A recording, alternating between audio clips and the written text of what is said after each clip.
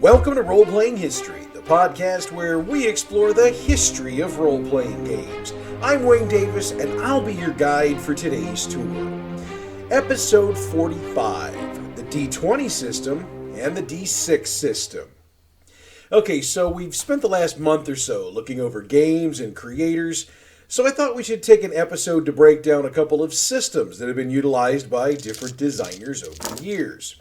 Today's subjects are not the only ones by any means, and we will be covering more game systems in upcoming episodes, but the two systems we're covering today certainly have changed the industry in their own ways, both positive and negative.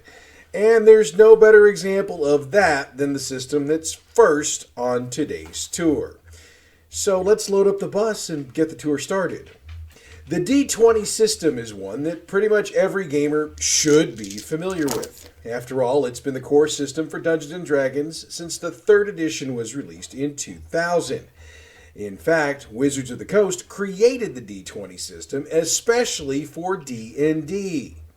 Jonathan Tweet, Monty Cook, and Skip Williams are the three designers who should get the bulk of the credit for designing the d20 system, though Richard Baker and the man who was president of Wizards at the time, Peter Atkinson, also made contributions to the system. Tweet has jokingly stated on a number of occasions, however, that, quote, the other designers already had a core mechanic similar to the current one when I joined the design team, end quote. So the d20 system works like this. To resolve an action, any action, a player rolls a d20 and adds the appropriate modifier to the roll. Those modifiers come from the bonuses granted from one of 6 core abilities: strength, dexterity, constitution, intelligence, wisdom, and charisma.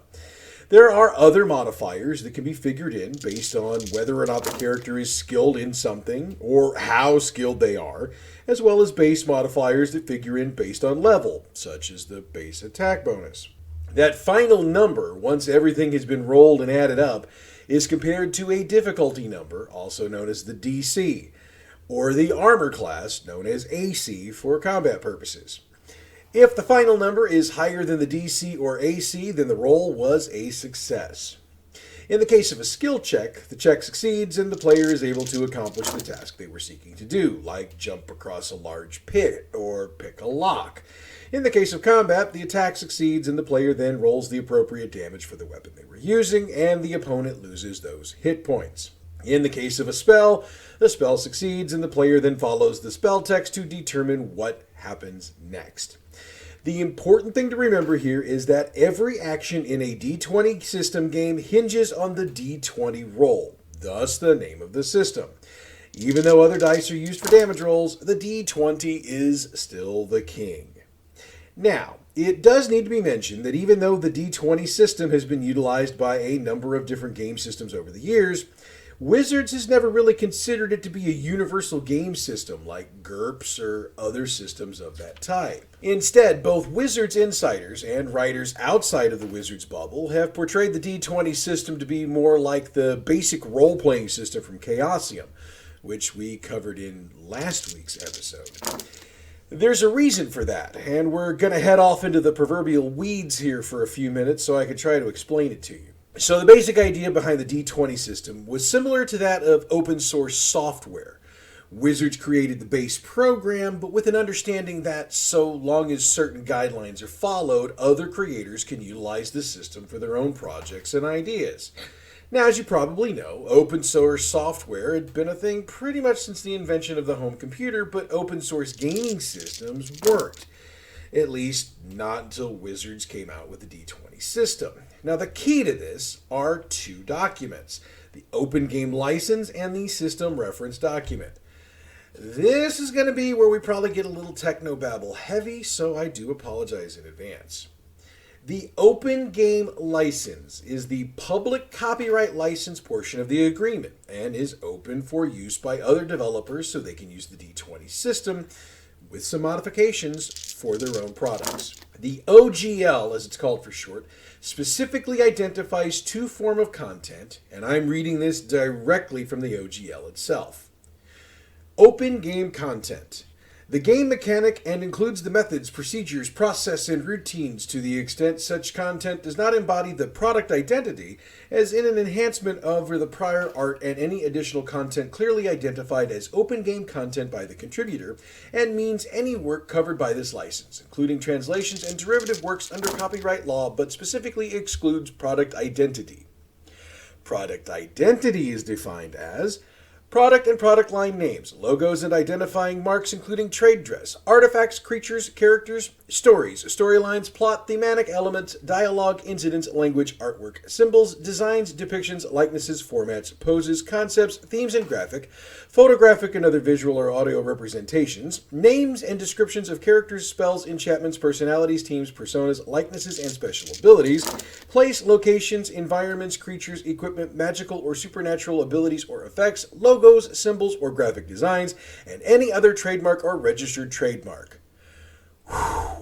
Okay, so I'm not a trademark or copyright lawyer, but what I've been able to figure out through my research for this episode is that the OGL basically allowed creators to utilize the d20 system, but made it clear that each publisher was responsible for their own names and trademarks, and utilizing branded material would be a violation of the agreement.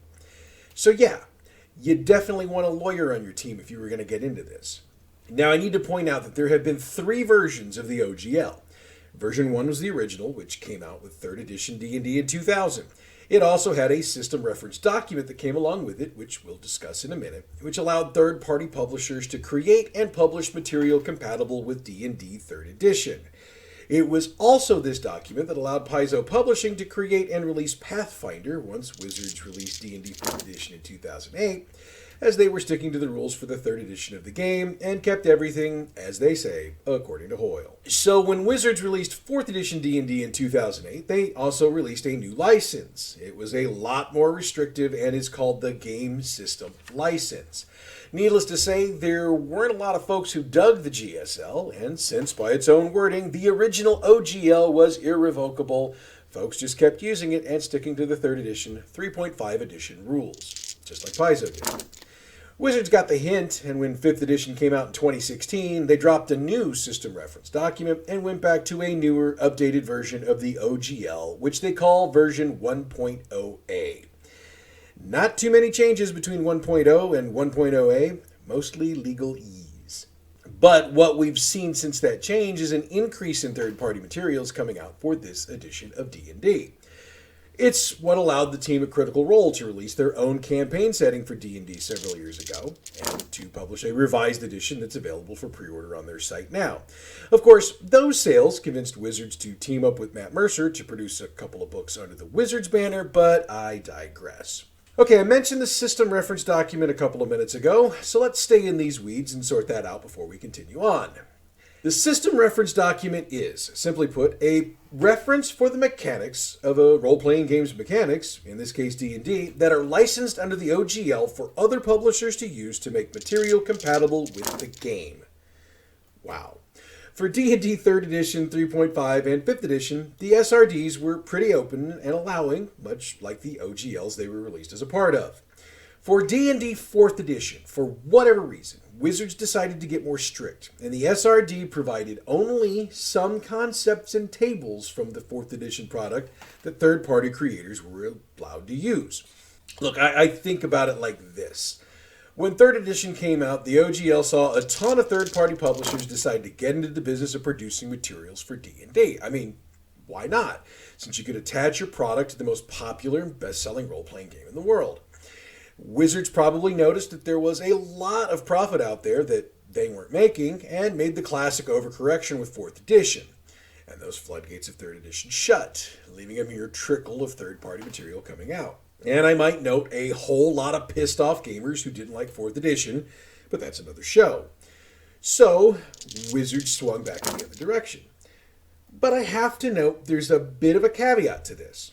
See, in addition to the OGL for 5th edition, third-party creators can get access to another license option by choosing to publish their materials through the Dungeon Masters Guild storefront, which is, of course, run by Wizards.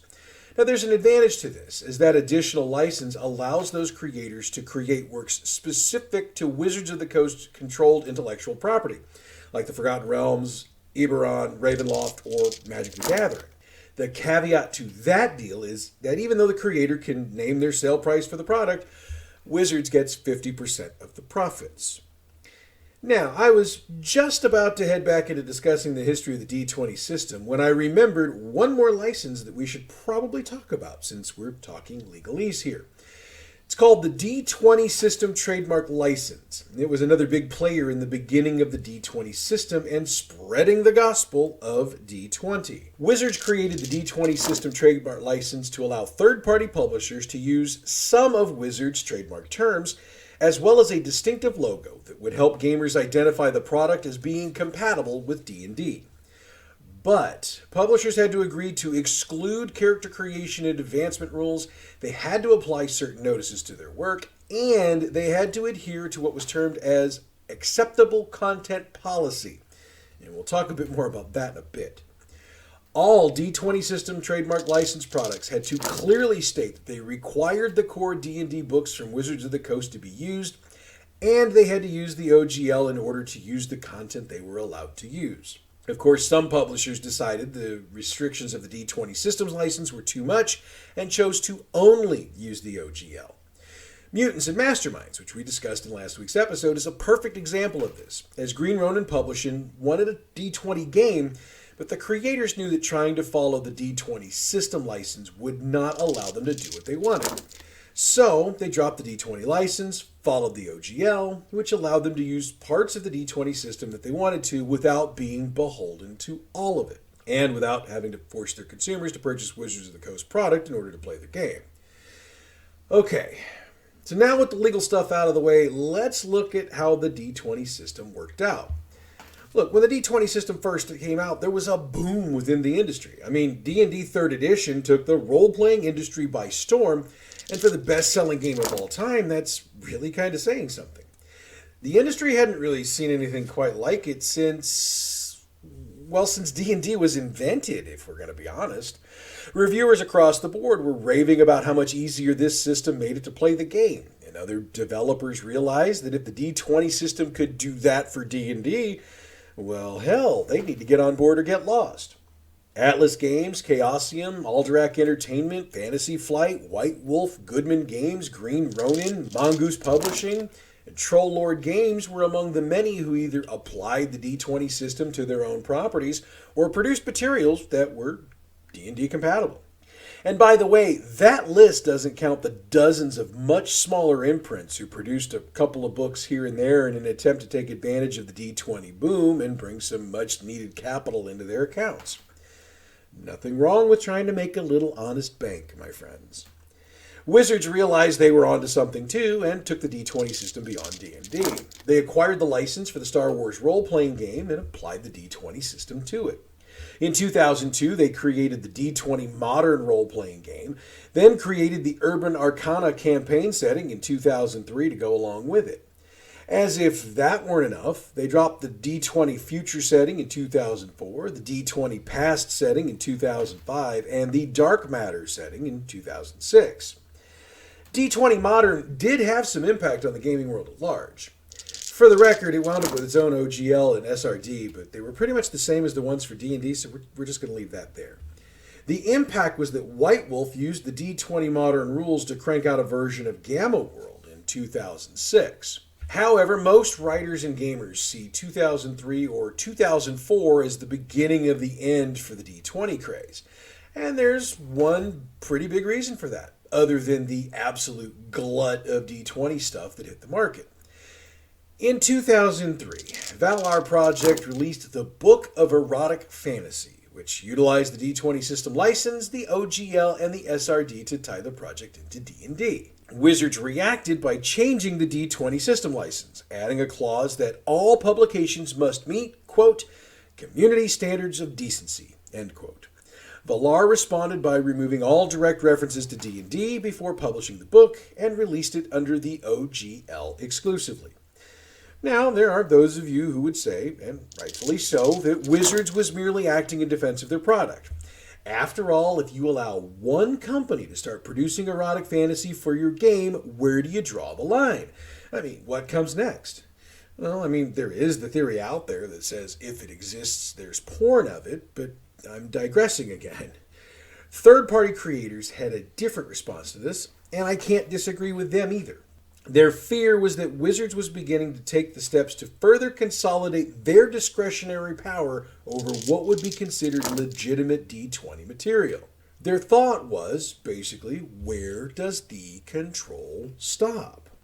Look, most of them understood the stance on the erotic fantasy book, but they were concerned about how far Wizards would be willing to go, and more importantly, how much they'd be willing to change the D20 license to implement the changes they wanted to make. So a whole lot of creators within the industry started getting really concerned. Then Wizards did something nobody saw coming. At Gen Con 36 in August of 2003, Wizards released D&D 3.5 edition. So while they called it more of a cleaning up of 3rd edition rules, what resulted was that a whole lot of third-party publishers were stuck with a whole lot of material that was now basically obsolete. And the even worse part was that a great deal of that material hadn't even been released to market yet. On top of that, there was no update for the D20 license trademark.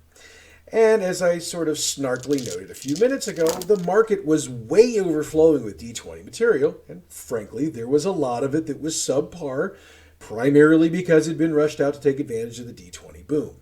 So, what we got next were some D20 publishers that went out of business, while others just checked out their legal options. Some, like Paizo a few years later, realized they could use the OGL and basically create their own games, which they did, while others decided to experiment with other systems. Companies like White Wolf, which hadn't ever fully committed to the D20 movement, reverted back to their tried and true systems, and while they lost some of the new audience they'd picked up, they managed to keep enough of them, plus gain returning fans, to keep their place in the market secure. Needless to say, the majority of the criticisms with the OGL are directed at the D20 system license. Most critics point to the narrowly defined rules that publishers had to follow, and the fact that Wizards was able to change the rules when Valar was about to publish something they didn't like was concerning. But we could spend hours bashing Wizards for their decisions around the D20 system. Instead, I'd like to end the look at the D20 system by focusing on how good of a system it really is. And more to the point, I'd like to note that for many a gamer, it can be argued that it probably saved D&D's position at the top of the gaming chain. I can argue that because of the increasing popularity of computer and console games at the turn of the century, combined with the difficulty of teaching new gamers how to play 2nd edition AD&D. With 3rd edition's streamlined rules and easy-to-learn character creation, old-school gamers still got the options they wanted, while new gamers didn't feel like they had to take a college course in statistics to figure out how to play the game. And that's huge. Because if Wizards had decided to keep the old system in place, it's entirely possible we'd be talking about another game being at the top of the charts instead of D&D. Look, I said possible. There's still the chance Wizards might have come up with something, but give me this one. Okay, so let's change lanes and check out our other topic for today's show, the D6 system. Creation of the D6 system goes to various writers at West End Games, and that creation is an interesting story all its own. The D6 system first made an appearance, though not in its finished form, in the 1986 game Ghostbusters, a frightfully cheerful role-playing game, which was designed by Sandy Peterson, Lynn Willis, and Greg Stafford. That system was expanded upon a year later when Greg Kostikian, Curtis Smith, and Bill Slavichek wrote the Star Wars The Role-Playing Game. And for a decade, the D6 system was utilized primarily for the Star Wars game and all the various supplements West End Games released for it. By 1996, however, West End Games was looking for something to give it an edge in the gaming market, as well as a much-needed infusion of cash. George Straighten wrote the D6 system, the customizable role-playing game, which West End then released. This was the first time the D6 system had been published without being tied to a specific license or property, and that was the big selling point. For those who loved the Star Wars game, this system would, theoretically, give them the ability to take that system and apply it to whatever type of game they wanted to play. Medieval, Western, apocalyptic, you name it. Of course, West End couldn't resist picking up a couple more licensed product to tie into their system. Indiana Jones Adventures was reworked from its original Masterbook system and released in 1996, while Men in Black was released in 1997 to take advantage of the movie release. West End would get one more game in with the D6 system, and that was Hercules and Xena in 1998. However, it also modified the D6 system a bit, and this was referred to as the D6 Legend system. Don't worry, we'll get this all sorted out in a minute. But that would be it for West End Games, as they declared bankruptcy shortly thereafter and were acquired by Humanoids Publishing. Now, most of the previous licenses were terminated as a result of the bankruptcy, but Humanoids still had the D6 system, or the Legends system, whichever they were using.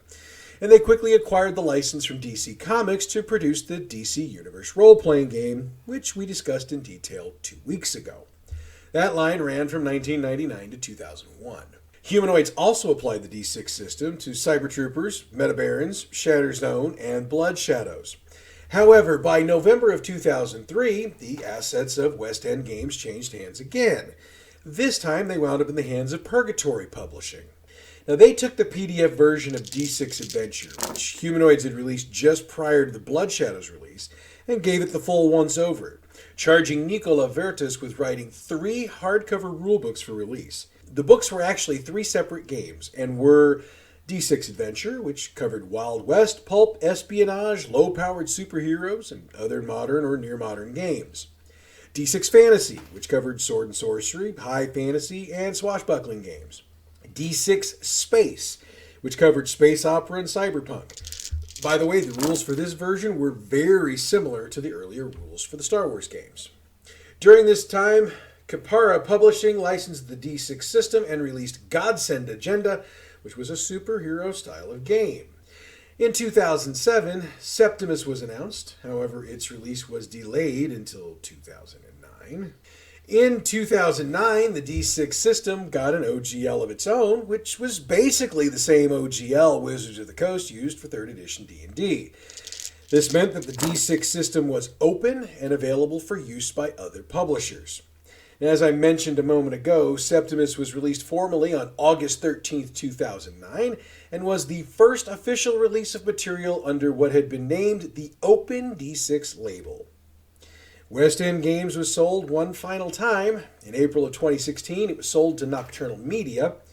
Nocturnal made all of the D6 books and materials available for purchase on Drive-Thru RPG and announced a licensing deal with Gallant Knights Games for a forthcoming release. That release was Zorro, the role-playing game, which came out in 2020. As of this recording, Nocturnal is still working on a 2nd edition of the D6 system, though an early version of it was the basis for the Zorro game. I guess we need to stay tuned to see what's next for the D6 system. Okay, so since we did the history of the system first, why don't we dig into how the D6 system works? Characters in the D6 system are defined by attributes and skills. Most D6 system games utilize anywhere from 6 to 8 attributes, and the names and numbers can vary. Now, we've discussed attributes and skills in enough games to this point that I don't think we need to define what they are here. Just know that they're similar to what you're accustomed to in other games. What makes them different in the D6 system is how they're rated. D6 uses a system of dice and pips. Dice means the number of dice you would roll, and pips means a 1 or 2 point bonus you add to the roll to determine your result. Obviously, the more dice and pips you have in a rating, the better your character is at that skill or attribute. For example, an agility of 3D plus 2 is better than an agility of 2D plus 1. Yeah, I know. Duh. But I wanted to explain it so we were all on the same page. Lighten up, Francis. What, no Stripes fans? Damn. So to resolve actions, the player rolls dice and has a difficulty number that they're rolling against.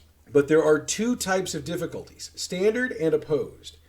I'm pretty sure you've got this one figured out, but since I've got the time, let's go over it anyway. A standard difficulty is when the GM has the player roll the dice for a particular attribute or skill. Once the dice and pips are added, the GM has a difficulty number they're looking at, and they can also apply bonuses or penalties to the player's roll. If the roll exceeds the difficulty, the roll was a success. If not, well, You know. Opposed roles are one player versus another, or an NPC, which is actually the typical opposed role. In this case, both involve parties roll the dice for the particular skill or attribute. If the first player's roll is higher, they win and everything is considered resolved, because the first player in this case would be the PC. If the NPC equals or beats the PC's roll, they win and things might have to continue. Hey, I don't make the rules, I just report them. Now, second edition is adding something a little bit new to the mix. It's called a wild die, and it's one of the dice rolled in any check. If this die rolls a 6 on an initial roll, it's considered to have exploded, which means you get to add to the 6 to the total, plus roll it again and add that result. If the second roll is also a 6, you continue until you don't roll a 6 on that die. Now, for every positive, there's a negative. If you roll a 1 on the wild die, not only do you not get to add it, you also ignore the highest result out of your regular dice. Then re-roll the wild die. If your luck is bad enough to roll another, this is a critical failure, and that's not going to end well for your character. Now, there are ways to improve rolls in the game. Players may spend character points and fate points. Obviously, there are limits to how many can be spent at a given time, and the rules spell out specifically how many for certain situations, but it's easy to just assume that no more than 2 points can be spent on any roll. And here's how they work. A spent character point adds another wild die to the roll, but you ignore a 1 on that die, so it can only help you, not hurt you. A spent fate point doubles the number of dice you roll. Pretty nice. But it should be noted that characters don't have a lot of either of those points, and earning more isn't easy, so spending them for rolls should be something that's done in extreme cases. Okay, so we've covered the basics of the D6 system, but I wanted to cover some of the D6 variants before we stop today. The version that I've been talking about to this point is also known as the D6 Classic system, because it's basically the same system with a few tweaks that's been used since way back in the 1980s. Now, the Legend system, which I referred to a bit ago, handles die rolls a little bit differently. First off, pips aren't a part of the system, and rather than adding everything together, you consider any roll of a 3 through 6 as a success. There was also a variant in the Star Wars live-action adventure game where you rolled a single d6 and added the result to your skill or attribute, then compared it to a difficulty, which made that part similar to other variants, and to the original for that matter. It's the single die in the roll that makes it different. Wow. So my brain is full of game system information, and I'm on the verge of a system overload, so I think this is a good spot to end our tour for today. Next week, well, I haven't decided what we're going to discuss next week. I've got a couple of ideas percolating, but I don't want to commit to one of them just yet. So next week's episode will be a little surprise from me to you. Hell, next week's episode's probably going to be a surprise to me, if we're being completely honest. So this week I want to put the spotlight on another Kickstarter. This one comes from the folks at Awfully Queer Heroes. You might remember when I talked about them a while back that I mentioned that in addition to producing a live play podcast, they are also game designers. Well, they've got something quite interesting they'd like to bring to the market, and I'm proud to help them promote it. It's a module for 5th edition D&D called Adventures in ADHD.